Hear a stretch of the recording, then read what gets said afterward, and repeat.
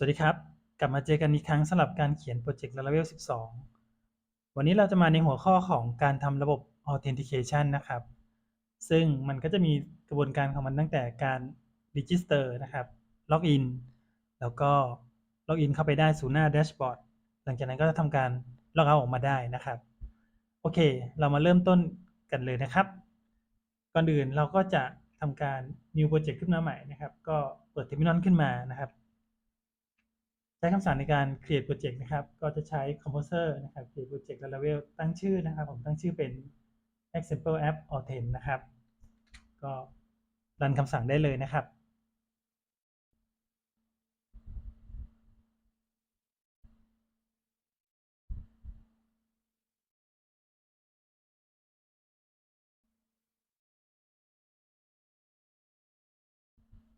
เมื่อรันคำสั่งครบถ้วนเรียบร้อยแล้วนะครับก็จะได้โปรเจกต์ตามนี้นะครับหลังจากนั้นให้เราทำการ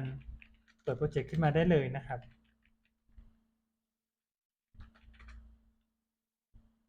เรียกใช้ VS Code นะครับก็จะทำการเปิดโปรเจกต์เราขึ้นมานะครับโอเคนะครับเมื่อเราเปิดโปรเจกต์มานะครับสเต็ปต่อไปเราจะทำการ route นะครับให้เราไปที่ไฟล์เว็บนะครับแล้วก็ route ได้เลยเริ่มต้นด้วยการเรียกใช้งานเจ้าตัวของ controller นะครับซึ่งเดี๋ยวเราจะรันคำสั่งในการสร้าง controller อีกทีหนึ่งนะครับผมก็จะตั้งชื่อมันว่า 10 login controller10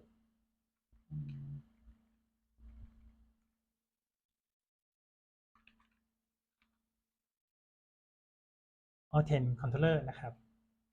หลังจากนั้นก็ทำการ route ได้เลยนะครับเริ่มต้นได้ไปที่หน้า login นะครับเราจะ route ให้เสร็จเรียบร้อยนะครับก็จะมีหน้าของ login นะครับ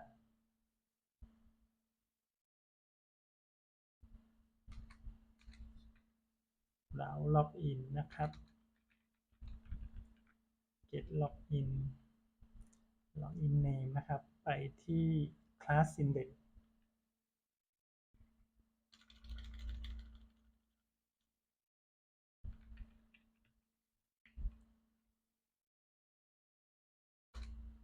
เราที่2ครับเป็น method post ครับ method post เป็น post login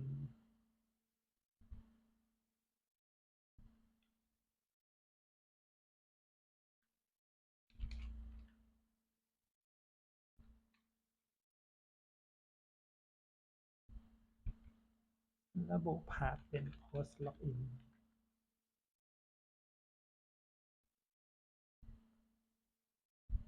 ก็ตั้งชื่อเป็น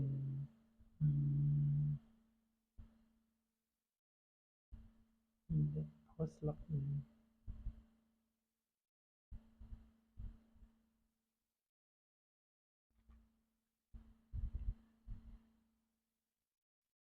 post login แบบนี้ก็ได้ครับเมนตัวนี้เป็น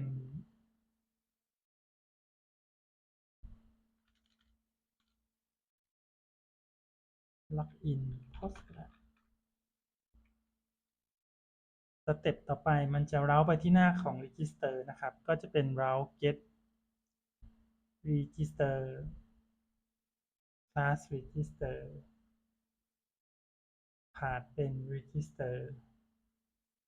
โอเคครับตามนี้ก็ได้นะครับเช็คการ register นะครับก็คือ post register ไปที่ post register โอเคครับแล้วก็ concept มันจะทำการวิ่งไปที่หน้า dashboard ก่อนนะครับเราก็จะเล้าไปที่ dashboard หน้า dashboard ก็ authent นะครับ class dashboard โอเคนะครับอันนี้แต่เราจะยังไม่ใช้ตัวของ middleware นะครับ dashboard ธรรมดาก่อน ก็จะเป็นวิ่งไปหน้า dashboard class dashboard แล้วก็นะครับ route ของการ log out นะครับไปที่ class log out แล้วก็ log out ออกมานะครับผมนี่คือสเต็ปของการทำไฟล์ route นะครับขั้นตอนที่2ครับสเต็ปถัดไปครับเราจะทำการสร้าง controller ขึ้นมานะครับจะทำการสร้าง controller ก็เปิด terminal ของเราขึ้นมาก็ได้ครับ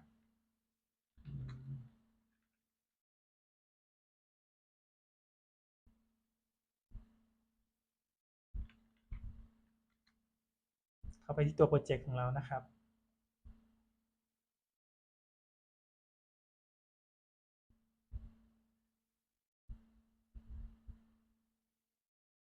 โอเคนะครับก็ทำการ create controller ขึ้นมาครับ SPRT3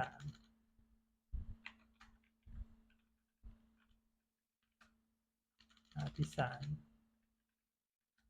make controller นะครับอยู่ในพาร์ทของ auth ตั้งชื่อเขาว่าauth controller ตามที่เราได้ทำการ route ไว้แล้วนะครับ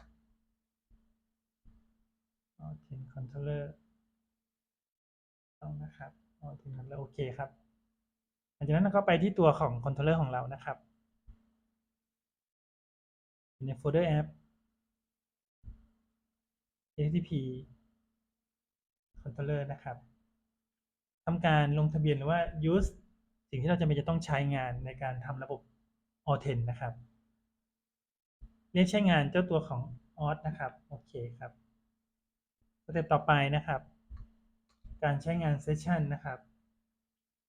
use ฟังก์ชัน hash ด้วยนะครับ use model user ด้วยนะครับ use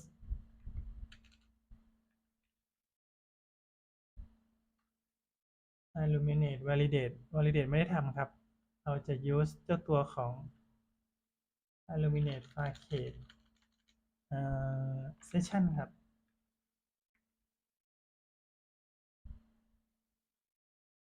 view ครับ use illuminate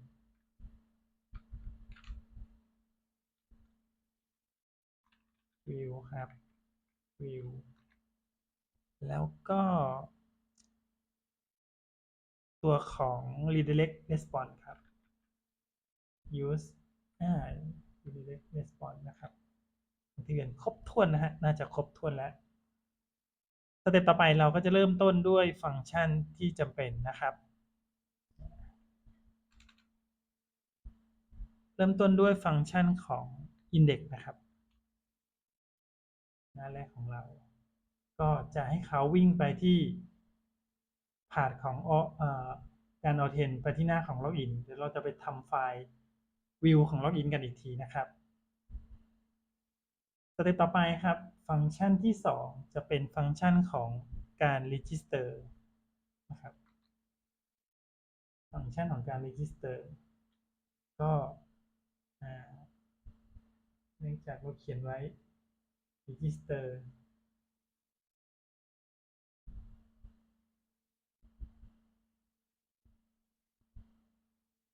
นะครับ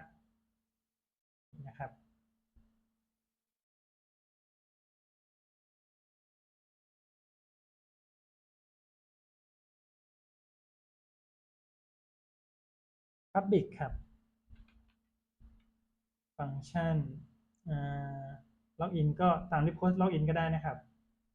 ถ้าล็อกอินเข้าไปได้จริงๆก็หน้าแรกก็เข้าไป register ก่อนโพสต์ล็อกอินก็ได้นะครับ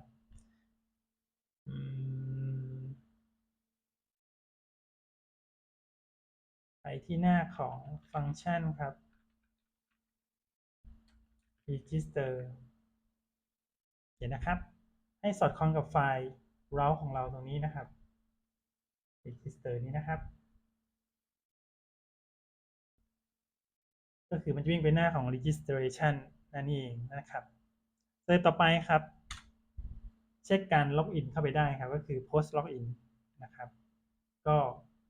โอเคครับ AI มารอให้เราแล้วนะครับเราก็จะไม่รอช้าดึงคำว่าใช้งานเลยโอเคนะครับก็จะใช้การเช็คอีเมลกับพาสเวิร์ดนะครับว่ามันถูกต้องไหมนะครับหลังจากนั้นนะครับเราก็ทำการสร้างข้อมูลนะครับประกาศตัวแปร credential ข้อมูลในการเก็บค่าการล็อกอินนะครับก็คืออีเมลกับพาสเวิร์ดโอเคนะครับสเต็ปต่อไปนะครับเราก็ทำการเช็คครับเช็คข้อมูล credential ของเราเนี่ยนะครับว่ามันถูกต้องไหมมันมีไหมนะครับถ้าใช่เราก็จะ redirect ไปที่หน้า dashboard เลยนะครับถ้าใช่นะครับเราก็จะ redirect ไปที่หน้าของ dashboard เมื่อกี้นะครับว่ามันล็อกอินถูกต้องนะครับให้วิ่งไปที่หน้าของการล็อกอินครับหลังจากนั้นนะครับเราก็จะทำการ return ถ้ามันไม่ใช่นะครับเราก็ทำการ redirect นะครับ redirect ไปที่หน้าของ return ไม่ return back ครับจะเป็น redirect ไปหน้าล็อกอินเล็กนะครับไปส่วนของการล็อกอินเลยนะครับเราจะใช้สเต็ปนี้นะครับถ้าไม่ใช่ก็ error แสดงข้อความนี้ออกมานะครับนี่คือฟังก์ชันของการ post login เข้าไปได้นะครับสเต็ปต่อไปครับปิดการด้วยนะครับฟังก์ชันถัดไปก็คือฟังก์ชันของการ post registration นะครับก็คือการสมัครถ้ามันผ่านนะครับการสมัครถ้ามันผ่านเดี๋ยวเราจะไปดูที่ route ก่อนนะครับ post registration เป็นตัวเล็กหมดนะครับนี่ครับฟังก์ชัน post registration นะครับก็จะทำการนะครับเช็ค validate นะครับก็คือจะมีในตอนสมัครเนี่ยเราจะมี name มีอีเมลมี password นะครับเราก็ทำการกำหนดตัวแปรผมไม่ใส่ขั้นต่ำนะครับก็ใช้ว่ากำหนดส่งค่า name มาหรือเปล่านะครับอีเมลนะครับอีเมลเราก็จะเช็คอีเมลในตารางของ user ของเราด้วยนะครับแล้วก็ password อย่างน้อยมีจำนวน6ตัวอักษรนะครับผมเอา confirm แล้วกันนะครับหลังจากนั้นนะครับเราก็จะทำการ create ตัวแปรนี้ขึ้นมานะครับโดยทำการเช็คนะครับข้อมูลว่ามันมีการสร้างตัวแปรขึ้นมาใช่หรือไม่นะครับถ้าใช่ก็ทำการโพสต์การ register นี้ไปได้เลยนะครับแล้วก็เมื่อทำสำเร็จเราก็จะวิ่งไปที่หน้าของแดชบอร์ดนะครับก็จะเป็นการเสร็จสิ้นของฟังก์ชันในการ register นะครับฟังก์ชันถัดไปครับเมื่อเราทำการ register เสร็จเรียบร้อยนะครับเราจะทำการให้การล็อกอินวิ่งไปที่หน้าของแดชบอร์ดด้วยนะครับก็เขียนฟังก์ชันแดชบอร์ดต่อเลยนะครับฟังก์ชันแดชบอร์ด AI มารอแล้วนะครับก็จะเร็วขึ้นนะครับโดยนะครับฟังก์ชันแดชบอร์ดเราก็จะเช็คครับว่าล็อกอินมาถูกต้องไหมนะครับถ้าล็อกอินมาถูกนะครับเราก็จะทำการวิ่งไปที่นะครับหน้าแดชบอร์ดนี้นั่นเองนะครับซึ่งแดชบอร์ดเราไม่ได้สร้างผ่านไว้ข้างในนะครับแดชบอร์ดเราไว้ข้างนอกก็ได้นะครับหรือไว้ข้างในก็ได้แล้วแต่นะครับแล้วแต่หลังจากนั้นนะครับถ้ามันไม่ใช่นะครับเงื่อนไขถ้าเช็คแล้วไม่ได้ล็อกอินเข้ามานะครับก็จะ redirect ให้วิ่งออกไปที่หน้าของการล็อกอินใหม่อีกทีนะครับ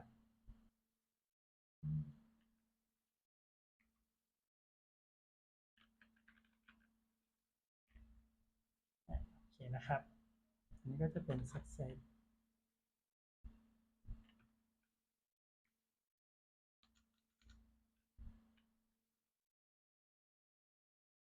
ตามด้วยฟังก์ชันสุดท้ายนะครับการล็อกอินขอโทษครับการล็อกเอาท์นะครับ public function log out นะครับทำการเช็คเซสชันนะครับแล้วก็ log out ออกไปนะครับ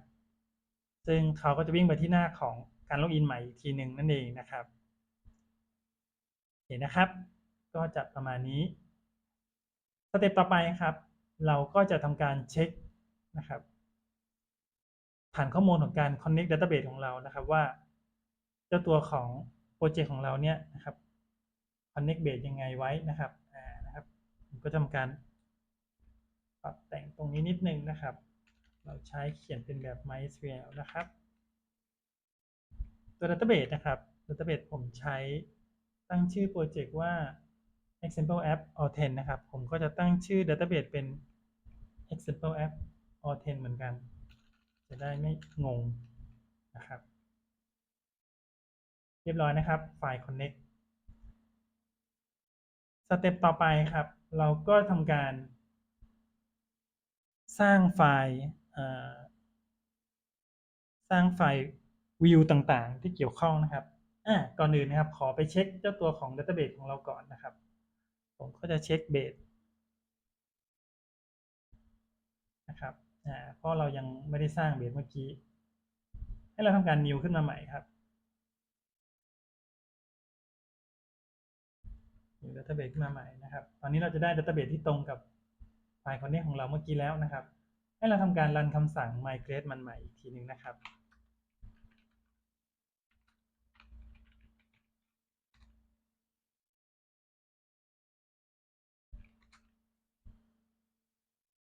โอเคนะครับมันก็จะทำการสร้างตารางข้อมูล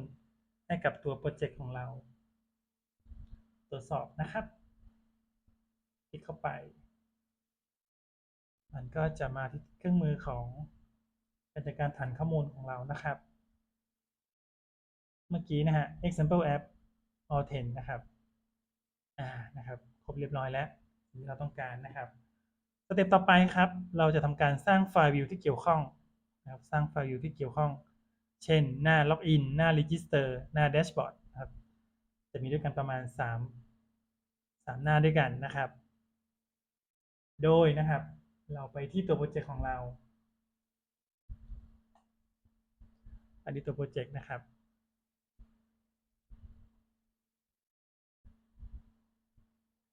อันนี้ตัวโปรเจกต์ของเรานะครับอืม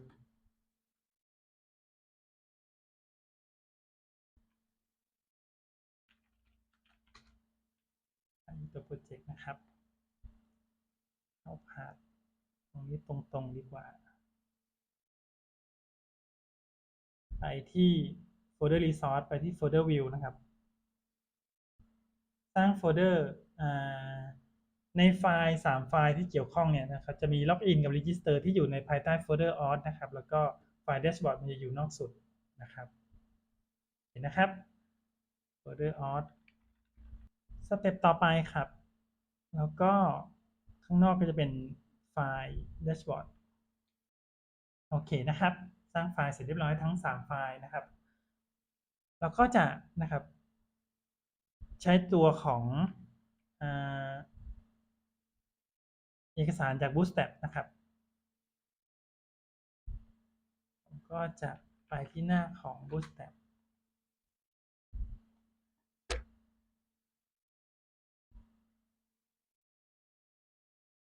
นะครับทำการ Copy กดไปวางนะครับทั้ง3หน้านะครับโอเคนะครับเราจะเริ่มต้นที่หน้าของการ Register ก่อนนะครับที่หน้าของการ Register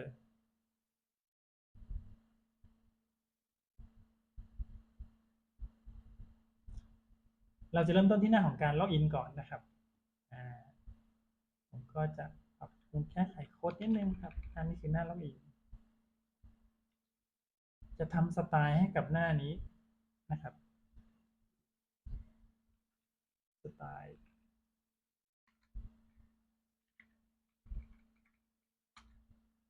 โดยกำหนด body แล้วก็ใส่แค่สีแบ็กกราวด์แค่นี้ครับหลังจากนั้นก็ขอเอาข้อความนี้ออกนะครับส่วนอื่นยังไม่ได้ใช้ก็เขียนก็ delete ก็ได้ครับมันจะดูเยอะไปนะครับนะครับผม ผมต้องการเอา section มาวางครับเอา section มาวางหลังจากนั้นนะครับเมื่อเราทำการกำหนด section ขึ้นมาแล้วนะครับเราก็จะเพิ่มเติมโค้ดเข้าไปนะครับตรงส่วนนี้ใน section ก็จะมี container นะครับแล้วก็ใส่ row เข้าไปนะครับแบ่งคอลัมน์ใส่การ์ดโอเคนะครับตรง section ผมขอใส่คลาสให้มันเป็น bg แบบไลท์แล้วกันนะครับ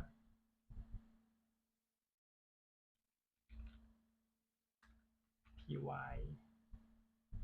เอาแบบเล็กๆกัน py ขีด3 py md ขีด5นะครับหลังจากนั้นก็จะมีคอนเทนเนอร์มี row นะครับขอดูก่อนนะฮะให้มาพึบเลยในคอนเทนเนอร์นี้นะครับก็จะมีนะครับมีคอนเทนเนอร์มี row แบ่งคอลัมน์เป็น6ไม่ใหญ่ไปใช่ไหมไม่เล็กไปใช่ไหมมีข้อความในนี้เป็นการล็อกอินนะครับเป็น h2 แล้วก็เริ่มประกาศฟอร์มขึ้นมานะครับในฟอร์มก็เร้าไปที่หน้าของล็อกอินนะครับเร้าให้ฟังก์ชันล็อกอินมันทำงานในตอนเร้านะครับก็เร้าล็อกอิน post นะครับตามที่เราเขียนไว้ในเร้านะครับใส่ csif เข้าไปนะครับในนี้ก็จะมี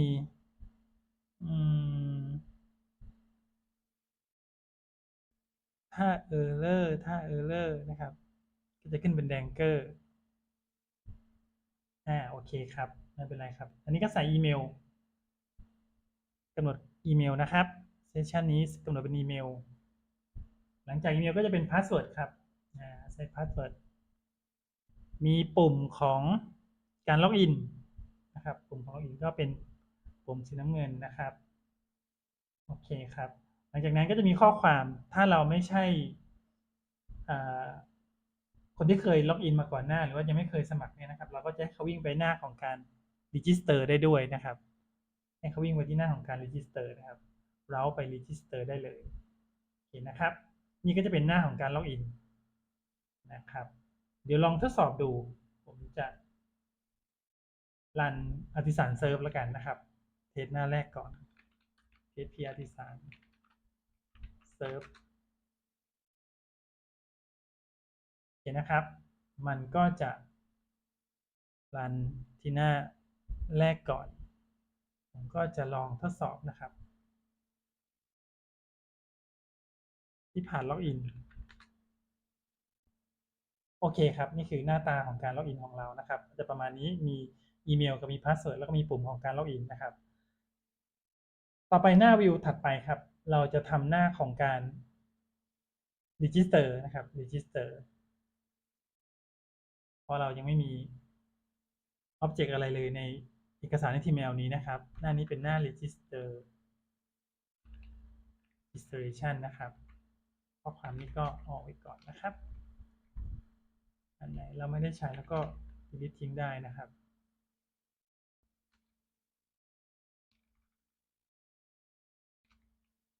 โอเคใน register นะครับสิ่งที่เราจะเอามาใส่ในหน้านี้นะครับผมก็ทำการแบ่ง section เหมือนเดิมคล้ายๆหน้าเมื่อกี้นะครับในไตเติลนี้ผมขอมาที่สไตล์แล้วก็ copy ไปเพื่ออยากให้มี background เหมือนเดิมนะครับใส่เข้าไปมาที่ตัวส่วนของ body นะครับเราก็จะแบ่ง section แล้วก็ทำหน้า form route ไปที่ส่งค่าไป register นั่นเองนะครับก็คือ register post โอเคนะครับ section อันนี้ก็จะเป็น container ครับใน container เราก็จะเอา row มาใส่ครับจริงๆเอาแค่ row เฉยๆก็ได้นะ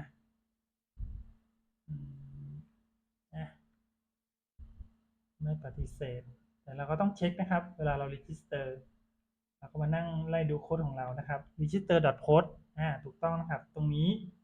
มันมาจากไหนครับมันก็มาจากตอนที่เราสร้าง route ไว้นะครับเราเช็ค route ของเราด้วยนะครับ register.post ครับนี่นะครับโอเคนะครับหลังจากนั้นใน register เนี่ยเราจะมี1 field name ที่เราจะแอดลงเข้าไปในฐานข้อมูลของเรานะครับอีเมลนะครับแล้วก็ password หลังจากนั้นก็มีปุ่ม register นะครับนี่ครับสิ่งที่เราจะทำนะครับและนะครับเราจะมีลิงก์ตัวหนึ่งนะครับลิงก์นี้เราจะบอกว่าถ้าคุณเคยมี account อีเมลอยู่แล้วคุณก็ล็อกอินย้อนกลับไปหน้าล็อกอินได้เลยนะครับเพราะว่าถ้าเคยสมัครเมลเงี้ยครับเราก็ไม่ต้องมา register ใหม่ใช่ไหมครับเราก็ทำการย้อนไปล็อกอินได้เลยนะครับล็อกอินได้เลยในหน้าของ register นะครับ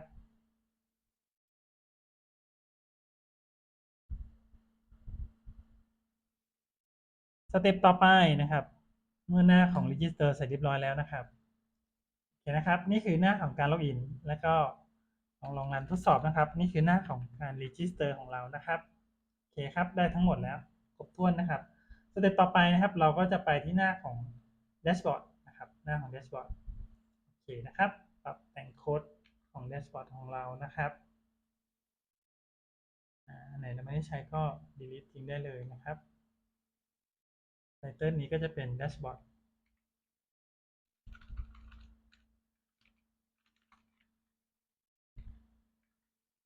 แล้วก็เรามีการใช้สไตล์นิดหนึ่งนะครับก็อยากให้คงสไตล์เดิมก็ copy มาวางได้เลยนะครับในฝั่งของหน้า dashboard นะครับเราก็จะมีการแสดงข้อความนะครับแสดงข้อมูลต่างๆที่ล็อกอินเข้ามาได้นะครับก็จะวางอยู่ในเมนนี้นะครับแล้วก็เอาคอนเทนเนอร์มาวางครับ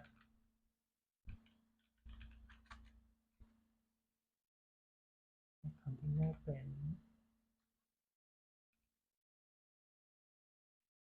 ละกันหลังจากนั้นเราก็ใส่แท็ก div ละกันเนาะนะครับ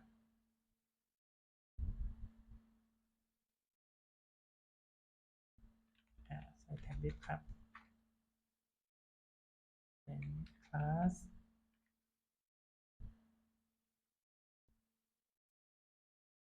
p5 mb ไ i ราว3โอเคครับในนี้เราก็จะมีข้อความอืม py5 โอเคครับประมาณนี้ is that bot โอเคครับถ้าเขาสร้างให้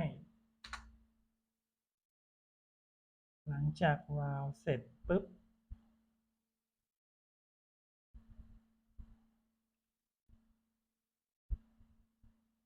ก็จะเป็นข้อความนะครับเป็นข้อความ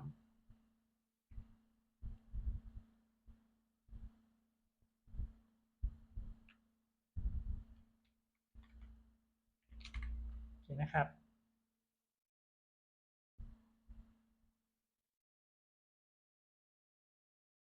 เราก็จะทำการนะครับแสดงข้อความออกมานะครับว่านี่คือแดชบอร์ดนะครับถ้าคุณล็อกอินเข้ามาสำเร็จผมอยากใส่ข้อความเข้าไปตรงนี้หน่อยนิดนึงนะครับตอนที่เขาล็อกอินเข้ามาได้นะครับก็จะใส่เซสชันนะครับเซสชันสเตตัสเป็น success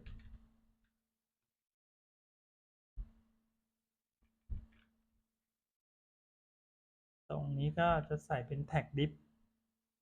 alert เป็นว่า success นะครับอันนี้ก็จะเป็น class alert ว่า success มีลูกเล่นให้เราเยอะขึ้นหรือเกิน alert success จริงๆแค่ alert แล้วก็ alert success ก็พอแล้วนะครับ row เท่ากับ alert แล้วก็ session เป็นอันนี้ผมใส่เป็น value แล้วกันนะครับ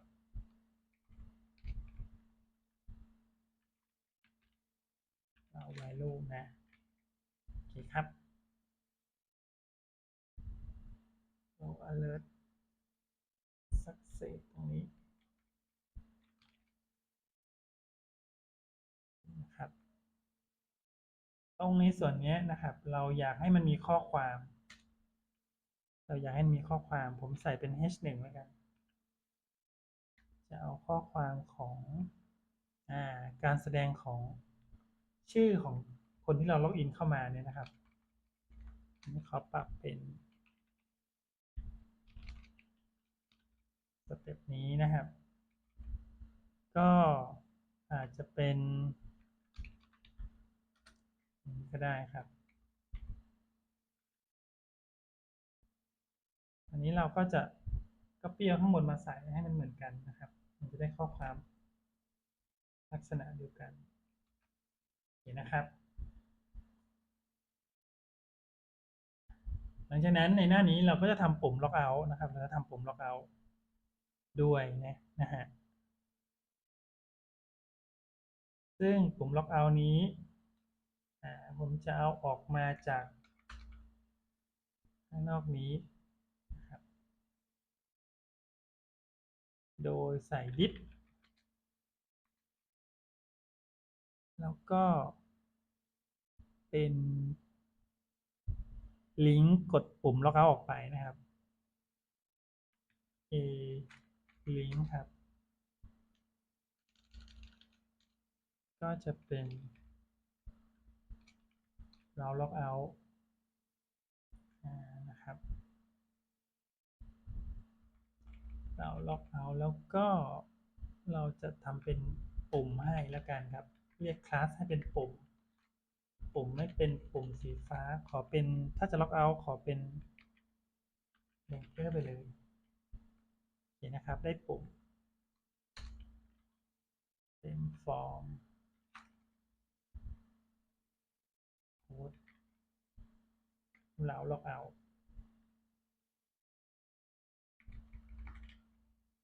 ตรงนี้ใส่เป็น CSI ครับโอเคครับเรียบร้อยครับสำหรับหน้าของแดชบอร์ดเรียบร้อยนะฮะเราทำการเล้ามาครบถ้วนแล้วตอนนี้เราก็ได้หน้าทุกหน้าครบแล้วนะครับมี Register มี Login แล้วก็มีแดชบอร์ดเห็นนะครับเราก็จะไปทดสอบกันนะครับโดยเราจะไปที่หน้าของการ Register นะครับหน้าของการ Register ก่อนทำการกรอกข้อมูลครับผมก็ทำการกรอกข้อมูลเข้าไปนะครับใส่อีเมลพาสเวิร์ดนะครับกดที่ปุ่ม Register ได้เลยนะครับ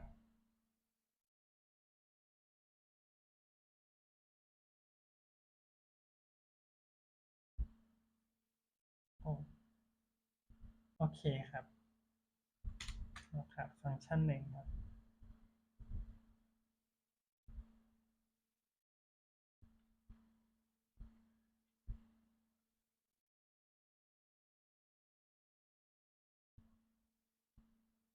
นี่นะครับ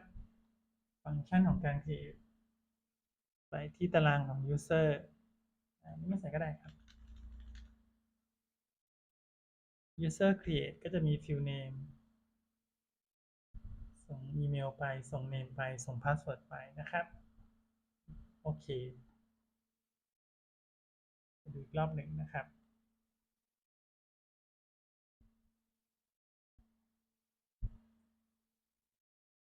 ตอบอีกรอบหนึ่งนะครับเมื่อเรา register เรียบร้อยแล้วมันก็จะลงไปในฐานข้อมูลสำเร็จนะครับก็จะวิ่งมาที่หน้าของการล็อกอินก่อนอื่นเราต้องทำการตรวจสอบนะครับ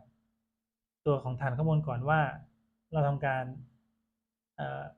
register ลงมาเนี่ยมันลงเข้าไปในฐานข้อมูลของ user หรือไม่นะครับก็เราจะทำการ select นะครับผมก็จะทำการ select ทดสอบดูครับ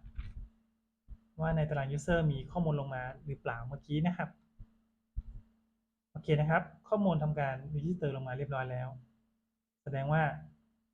กระบวนการ register สำเร็จนะครับเราก็ทำการล็อกอินนะครับใส่ข้อมูลที่เรา register ไปเมื่อกี้เพราะมันมีการเช็คในคอนโทรลเลอร์เรียบร้อยแล้วนะครับกดปุ่มล็อกอินได้เลยครับ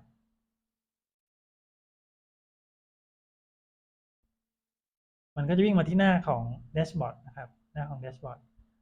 ปุ่มมันอยู่ข้างนอกไปนะครับเห็นไหมครับก็จะทำการล็อกอินสำเร็จนะครับมีข้อความแสดงในหน้าแดชบอร์ดแล้วก็แสดงชื่อข้อมูลของการออเทนเข้ามาก็คือตัว user นั่นเองนะครับแล้วก็ข้อความในหน้าของแดชบอร์ดนะครับลองรีเฟรชดูอีกรอบหนึ่งนะครับโอเคครับก็จะเรียบร้อยนะครับสามารถล็อกเอาท์นะครับแล้วก็กลับมาสู่หน้าหลักของการล็อกอินนะครับอันนี้ก็จะเป็นกระบวนการของการทำระบบ Authent นะครับตั้งแต่การเริ่ม Register นะครับมาที่หน้าล็อกอินแล้วก็ไปที่แดชบอร์ดนะครับออกแบบเจ้าตัวของตารางข้อมูลนะครับแล้วก็ทำหน้าของ UX UI ทั้งหมดนะครับก็หวังว่าคลิปนี้จะเป็นประโยชน์นะครับสำหรับผู้ที่เริ่มทำระบบของการล็อกอินนะครับถ้ายังไงก็อย่าลืมกดติดตามนะครับกด Subscribe นะครับอย่าลืมกดไลค์ให้ด้วยนะครับเป็นกำลังใจให้กับผู้จัดทำนะครับแล้วก็มาเจอกันในคลิปต่อไปนะครับสำหรับโค้ดต่างๆนะครับเราสามารถไปติดตามนะครับหรือว่าไปเช็คโค้ดได้นะครับเดี๋ยวจะทำการอัพเข้าไปใน GitHub ให้นะครับผมสำหรับวันนี้ก็ขอบคุณมากๆครับเจอกันคลิปต่อไปนะครับสวัสดีครับ